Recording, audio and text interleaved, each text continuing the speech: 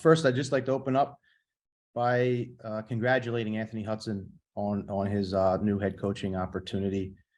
Anthony was a guy that I was able to work really close with over the last couple of years, and then in the last couple months, really close. So just wishing him, the best at his new opportunity, and I know he'll do great things and make us all proud. Moving on to the Nations League, this is a roster that we are really pleased with and happy that we were able to put together. It's a group that has a lot of talent, a lot of experience in big games and big moments.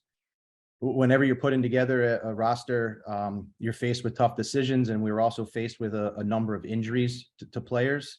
But I thought we were able to put together a really strong group for two very important matches, which is a testament to the depth of the player pool that we have here with the men's national team. Yeah, it's two big tournaments for us. And when you're putting together these rosters, it's it can become a bit, in terms of all the different factors that go into player selection, it can become a little bit complicated. But we try to use it in a filter that is, guys' club form, where they're at in terms of, maybe moving clubs, obviously the roster depth through positions. But at the main theme and I would say the main objective that we were trying to accomplish here with the Nations League and looking to the Gold Cup is how we can expose the most amount of players in our player pool to make them battle tested in knockout type of games, tournament group play type of games. So that's an important piece for us, to use as many players as possible to make sure that as we continue on this journey to the 2026 World Cup, these big moments that come across, we have the most experienced player pool as possible. So Anthony and I worked close together for a long time. And I think when you work alongside colleagues, you're always talking about your personal ambitions. So I don't think it was ever a surprise to me that Anthony had personal ambitions to be a head coach again at the club level.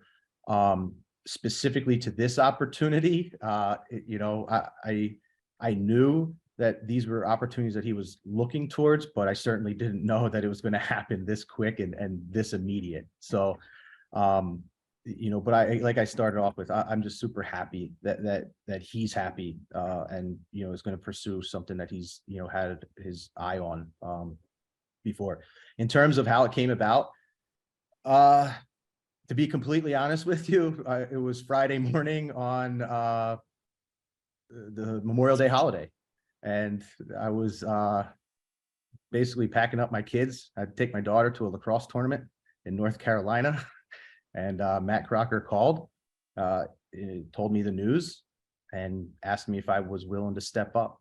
And, again, I think you have to practice what you preach. And I know it does sound cliche, but in professional sports, a lot changes in short amount of time. We constantly say next man up, next man up. And, at this point in time, my number was called, and I'm honored to have the opportunity to step up. The USA-Mexico rivalry is well documented.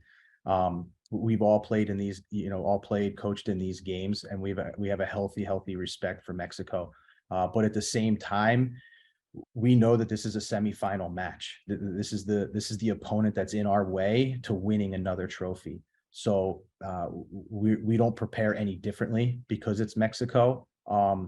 We understand the type of intensity that it's going to take, the type of commitment that it's going to take, and we look forward to the opportunity to compete so that we can get our way to a final and our ultimate goal, which is to win that Nation League trophy.